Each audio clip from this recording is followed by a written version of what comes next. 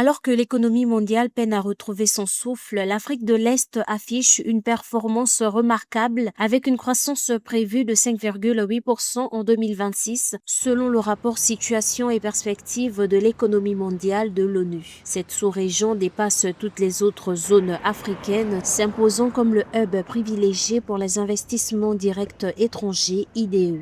En Afrique de l'Est, nous avons des poids lourds comme l'Éthiopie, nous avons aussi le Kenya. Donc, étant donné qu'il y a des infrastructures, et puis il y a la stabilité aussi, il y a la stabilité dans ces pays. Donc, les investisseurs ont besoin de ça, d'infrastructures et puis de stabilité. Et une main-d'œuvre abondante, bon marché et puis qualifiée. Donc, tous ces facteurs réunis font que la croissance dans ces pays, pays de l'Afrique de l'Est, attire beaucoup d'investisseurs.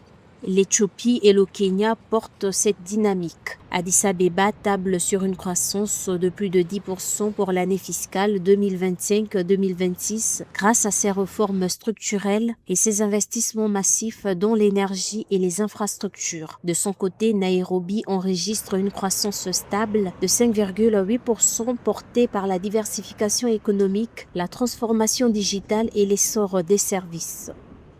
Cette attractivité des pays de l'Afrique de l'Est feront de sorte à ce que durablement les investisseurs continuent à investir dans cette partie d'Afrique pour aussi inonder les autres marchés, que ce soit l'Afrique australe, l'Afrique de l'Ouest ou bien même le Maghreb. Parce que de toute façon, étant donné qu'il y aura des infrastructures, prenons l'exemple seulement de la Tanzanie, du Kenya et puis de l'Éthiopie, c'est des portes ouvertes.